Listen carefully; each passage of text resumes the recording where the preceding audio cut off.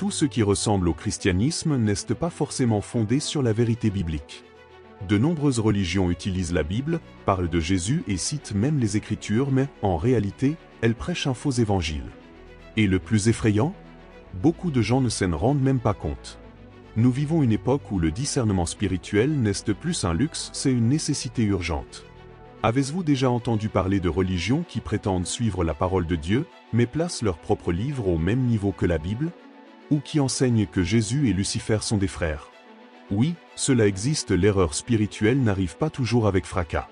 Elle vient discrètement, doucement, déguisée en lumière et détourne les croyants du vrai chemin. Et le pire, c'est qu'elle a souvent l'apparence de la vérité. Aujourd'hui plus que jamais, nous devons ouvrir les yeux. Les prophéties bibliques nous avaient déjà avertis à la fin des temps, surgiront des doctrines trompeuses, des religions qui imitent le christianisme mais sont très loin du salut en Jésus. La bonne nouvelle? Ceux qui connaissent la vérité biblique peuvent s'en protéger. Et c'est exactement ce que vous allez trouver ici de la clarté. Dans ce message, nous allons parler de 5 fausses religions qui se présentent comme chrétiennes, mais qui déforment le cœur même de l'Évangile. Ce n'est pas une critique gratuite ni une attaque aveugle. C'est un avertissement nécessaire. Si vous cherchez à vivre une foi authentique, ce contenu va ouvrir vos yeux et peut-être aussi votre cœur. Mais lisez attentivement car la séduction spirituelle est plus proche que vous ne l'imaginez. Alors si vous voulez savoir ce qui se cache derrière ces doctrines, ce qu'elles enseignent et pourquoi il est si important d'être vigilant, poursuivez votre lecture. Seule la vérité permet de résister à l'erreur. Avez-vous déjà entendu un enseignement affirmant que Dieu, le créateur de l'univers, était autrefois un homme ordinaire comme nous? C'est pourtant exactement ce que prône le mormonisme. Pour les Mormons, Dieu aurait évolué jusqu'à devenir divin et nous pourrions en faire autant. Ce genre de doctrine trompeuse tente d'humaniser le divin, mais finit par diluer la sainteté et la souveraineté de Dieu. C'est un exemple typique de la manière dont les religions qui imitent le christianisme tordent la vérité biblique. Autre point alarmant, selon les enseignements mormons, Jésus et Lucifer seraient des frères spirituels. Oui, vous avez bien lu. 2 êtres de nature totalement opposés seraient les fils d'un même Père céleste. Cela attaque directement le cœur de l'Évangile, qui présente Christ comme Dieu incarné, saint et séparé de tout mal. À partir de ce genre d'idées, l'erreur spirituelle s'installe, semant la confusion dans le cœur de ceux qui ne sont pas bien ancrés dans la vérité. Dans le mormonisme, le salut ne vient pas par la grâce, au moyen de la foi, comme le dit la Bible, mais par une combinaison de foi, d'œuvres et de rituels spécifiques accomplis dans leur Église. La personne doit obéir à d'innombrables règles, participer à des cérémonies dans des temples et suivre un système religieux rigide. Cela vous paraît familier? C'est typique d'un faux évangile qui enferme le croyant dans un cycle de performance au lieu de le libérer par la croix. De plus, les Mormons placent le livre de Mormon au même niveau que la Bible, voire au-dessus, dans la pratique. Ils affirment qu'il s'agit d'un autre testament de Jésus-Christ, mais son contenu contredit plusieurs vérités bibliques fondamentales. Mélanger des révélations modernes à la parole immuable de Dieu est une pente glissante. C'est là que le discernement spirituel devient essentiel. Toute lecture religieuse n'est pas forcément saine. Si vous commencez à étudier la Bible, commencez par l'Évangile de Jean ou l'Épître aux Romains. Ils vous donneront une base solide sur qui est Jésus et ce qu'il a accompli pour nous. Et souvenez-vous, le salut en Jésus n'a pas besoin d'annexes, de Nouveau Testament ni de rituels secrets. La croix est suffisante.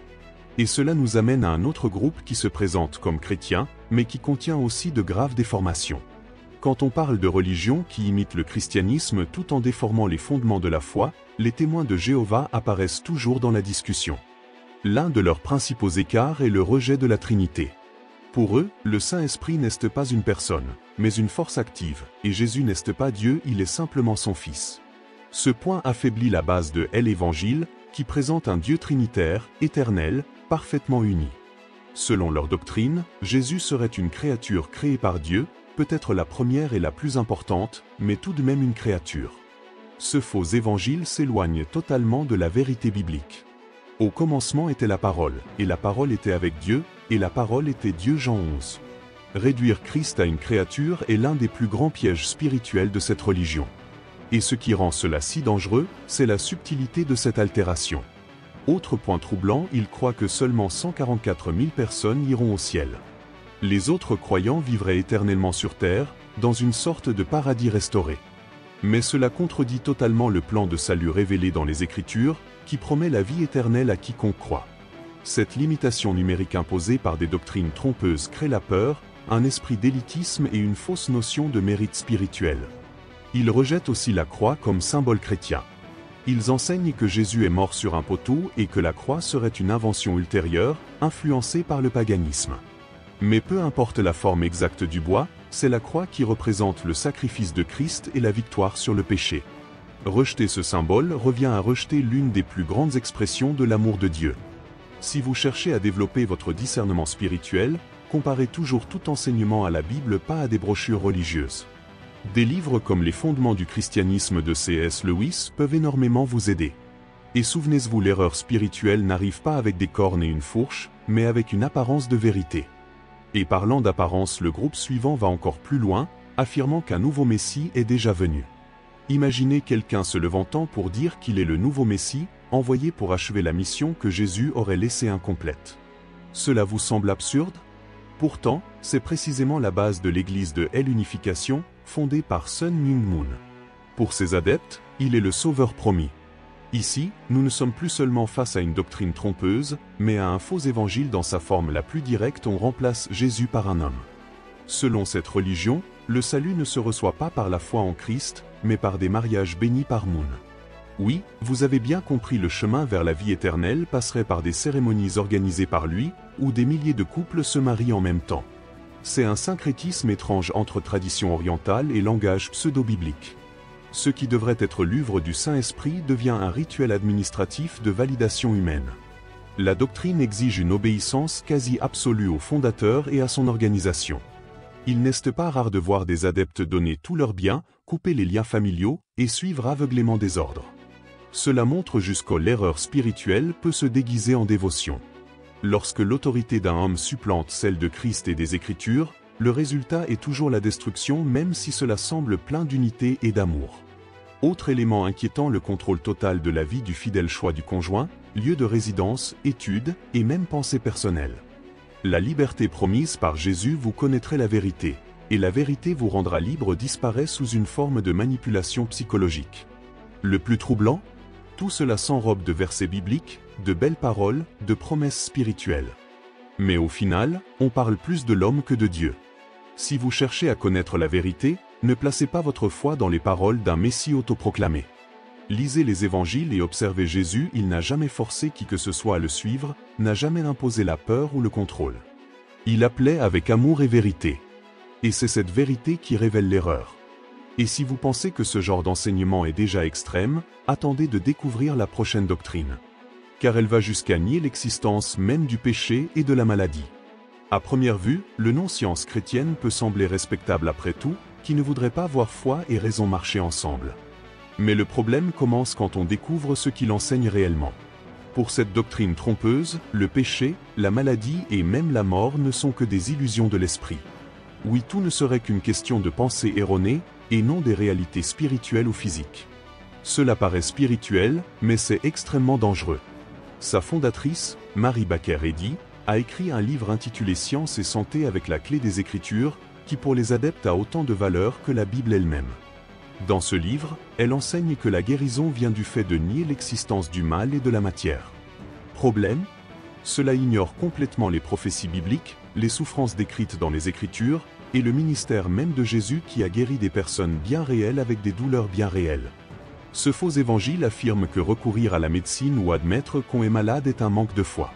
Imaginez le danger dans la vie réelle des gens ayant besoin de soins urgents, mais refusant l'aide en espérant se guérir par la pensée.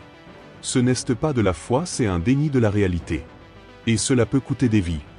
De plus, cette doctrine rejette la croix et la repentance comme éléments centraux du salut. Elle enseigne que Jésus ne serait pas réellement mort, mais aurait seulement semblé mort, et que le sacrifice n'était pas nécessaire puisque le mal n'existerait pas. Mais si le mal est une illusion, comment expliquer la souffrance du monde? Et pourquoi Jésus se serait-il offert en sacrifice pour nous racheter? Ce genre d'enseignement prend l'apparence d'une élévation de conscience, mais ne fait que nous éloigner de la foi véritable.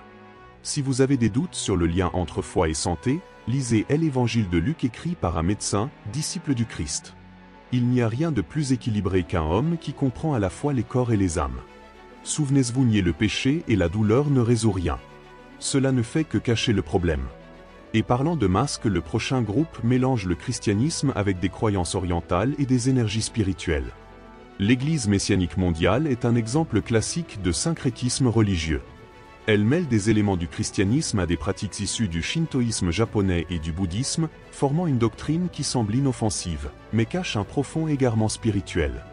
Il parle de lumière, de guérison, de nature, de gratitude avec des mots séduisants. Mais au fond, le centre de la foi se déplace de Jésus et de la croix vers l'énergie et les rituels mystiques. Et c'est là que réside le danger. Pour les messianiques, le salut ne vient pas exclusivement par Jésus, mais par la pratique du joreil, une sorte de canalisation d'énergie spirituelle. Ils valorisent aussi beaucoup le contact avec la nature comme moyen de purification. Rien de mal à respecter la création, bien sûr. Mais quand la nature devient médiatrice du salut, on tombe dans un faux évangile. La croix, la repentance, le sang de Christ, tout cela est relativisé ou mis de côté. Cette relativisation est subtile, mais efficace. Pour beaucoup, ce mélange paraît enrichissant, une ouverture d'esprit. Mais la vérité biblique n'a pas besoin d'être complétée par d'autres croyances. Jésus a dit clairement « Je suis le chemin, la vérité et la vie ». Jean 146. Quand d'autres voix sont mises au même niveau, le discernement spirituel doit alerter, cela ne vient pas de Dieu. Autre problème majeur, l'absence de prédication sur le péché, la repentance et le salut en Jésus. Tout tourne autour de l'équilibre, de l'énergie, des bonnes vibrations. C'est joli, mais creux. Et face à la réalité de la vie inefficace. Cette doctrine devient un réconfort émotionnel, mais sans puissance transformatrice. Si vous cherchez une foi solide, revenez à la Bible. Pas à des doctrines qui ajustent la vérité à la convenance personnelle. Commencez par lire les Proverbes, où la sagesse pratique rejoint la crainte de Dieu. Et souvenez-vous, l'erreur spirituelle est un maître du camouflage. Et maintenant, voyons pourquoi connaître vraiment la Bible est notre seule défense contre l'erreur. Si vous deviez ajouter un plus à l'Évangile pour qu'il fonctionne, alors ce ne serait plus le véritable Évangile. La beauté du message de Christ réside justement dans sa complétude. Il n'est pas venu poser les bases pour que d'autres viennent achever l'œuvre. Le sacrifice de la croix a été total, suffisant et éternel. Toute tentative d'ajout ou de modification est en réalité une négation subtile mais dangereuse de l'œuvre rédemptrice. Le problème, c'est que beaucoup de fausses religions utilisent la Bible, mais y ajoutent de nouveaux livres, des révélations exclusives ou des interprétations extravagantes. Cela peut sembler anodin au début, mais la vérité biblique finit vite par se perdre dans un océan de dogmes humains. Un faux évangile essaiera toujours de paraître plus moderne, plus inclusif, plus acceptable. Mais la vérité n'a pas besoin d'être maquillée. Elle libère même quand elle dérange. Le syncrétisme religieux est une autre piège courant au mélange des éléments de différentes croyances pour créer un combo spirituel prétendument plus complet. Mais la foi chrétienne n'est pas un patchwork religieux. Jésus n'a pas dit qu'il était un des chemins, il a affirmé être l'unique chemin. Et quand on mélange lumière et ténèbres, il ne reste que la confusion. C'est comme vouloir améliorer une recette parfaite en y ajoutant des ingrédients douteux, le résultat est gâché. Celui qui cherche un évangile qui corresponde à ses envies, à ses peurs ou à ses préférences personnelles, tombera très probablement dans l'erreur spirituelle. La Bible n'a pas été écrite pour plaire, mais pour transformer. Ce n'est pas un manuel de développement personnel, mais un appel à la reddition. Et c'est précisément cela qui rend le message aussi puissant. Il ne dépend ni de nos performances, ni de nos rituels, ni de l'approbation de chefs religieux charismatiques. Si vous voulez vivre une foi ferme, commencez par une décision simple. Croire que la parole de Dieu est suffisante. Lisez un chapitre par jour. Méditez, posez des questions, priez en demandant du discernement. Utilisez des versions fiables de la Bible comme la Louis II 21 ou la Nouvelle Bible II. Et rappelez-vous, tout ce qui tente d'améliorer l'Évangile cherche en réalité à le remplacer. Et à partir de là, il devient encore plus clair que la connaissance des Écritures est votre plus grand bouclier contre l'erreur. Beaucoup de gens croient tout ce qu'ils entendent simplement parce que la personne parle bien, cite des versets ou utilise le nom de Jésus. Mais tout beau discours ne vient pas de Dieu. L'erreur spirituelle n'arrive pas avec un visage effrayant, elle vient avec une voix douce, un sourire rassurant, et même une Bible à la main. C'est pour cela que connaître les Écritures est essentiel. Celui qui ne sait pas ce qui est écrit finira par accepter n'importe quelle doctrine mensongère comme si c'était la vérité. Pense-y, comment reconnaître un faux billet si on n'a jamais vu un vrai? Il en va de même avec la Bible. Si vous ne l'étudiez pas, si vous ne méditez pas, si vous ne vous y plongez pas, vous ne saurez pas discerner. Vous accepterez peut-être que Jésus n'était qu'un prophète ou que 144 000 est le nombre maximal de sauvés. Et petit à petit, vous adopterez des religions fausses qui imitent le christianisme mais en déforment tout. Le problème, c'est que beaucoup se contentent de versets isolés vus sur les réseaux sociaux ou de messages inspirants du dimanche matin. C'est bien, mais ce n'est pas suffisant. Connaître la vérité biblique exige du temps, de la dévotion et une vraie soif d'apprendre. Des livres comme Le Voyage du pèlerin de John Bunyan ou La Bible en un an de John Stott peuvent vous guider dans ce cheminement. Lire la Bible régulièrement aiguise votre discernement spirituel. Vous commencez à sentir quand quelque chose ne colle pas, même sans savoir tout de suite l'expliquer. Le Saint-Esprit agit à travers la parole et illumine ce qui est caché. C'est comme allumer une lampe dans les ténèbres. Et dans les derniers temps comme les prophéties bibliques l'annoncent, cette lumière sera essentielle pour ne pas tomber dans des pièges qui ressemblent à la vérité. Si vous n'avez pas encore l'habitude de lire la Bible, commencez dès aujourd'hui. Choisissez un moment fixe, un endroit calme, et commencez par un des évangiles. Utilisez une Bible d'études si vous en avez une. Priez avant d'ouvrir les pages et demandez « Seigneur, enseigne-moi ta vérité ». Car à la fin, ce n'est ni l'Église, ni le pasteur, ni une chaîne YouTube qui vous protégera de l'erreur. C'est la connaissance de la parole. Et cela nous amène à une vérité encore plus sérieuse. L'erreur spirituelle commence toujours subtilement. Combien de fois avez-vous entendu quelque chose qui semblait biblique, mais qui, au fond, n'était qu'une demi-vérité déguisée? L'erreur spirituelle ne surgit que très rarement de manière flagrante. Elle s'installe petit à petit, séduisante, jusqu'à devenir normale. Et c'est ainsi que beaucoup s'éloignent du véritable évangile sans même s'en rendre compte. Ce message n'a pas été conçu pour vous effrayer, mais pour vous éveiller. Où placez-vous votre foi? Dans ce qu'on vous a dit ou dans ce que vous avez lu de vos propres yeux? Aujourd'hui, il ne suffit plus d'avoir une religion. Il faut avoir du discernement. Savoir reconnaître une doctrine mensongère est un acte de protection spirituelle. Et cette protection ne vient que par la connaissance de la vérité biblique non diluée, non mélangée, mais vivante et puissante. Si vous avez lu jusqu'ici, c'est sans doute que vous avez soif de vérité. Alors transformez cette soif en action. Lisez la Bible avec intention. Étudiez. Remettez en question. Partagez. N'acceptez pas n'importe quelle prédication simplement parce qu'un verset y est glissé. Mettez les esprits à l'épreuve, comme l'Écriture elle-même nous le recommande. Car à la fin des temps, l'apparence de piété ne vous sauvera pas, seul Jésus le peut. Et maintenant, je vous pose une question. Combien de ces religions avez-vous entendu sans jamais les questionner? Combien d'idées bizarres avez-vous acceptées simplement parce qu'elles venaient au nom de Dieu? Il est temps d'agir. Il est temps d'approfondir votre foi. L'erreur grandit là où le peuple manque de connaissances. Mais là où brille la lumière de la vérité, les ténèbres ne peuvent subsister. Faites partie de ceux qui ne se laissent pas tromper. Et si ce message vous a aidé, abonnez-vous à la chaîne, activez la cloche, et partagez-la avec quelqu'un qui a besoin d'entendre cette vérité. Parce que la foi véritable ne se garde pas pour soi, elle se répand.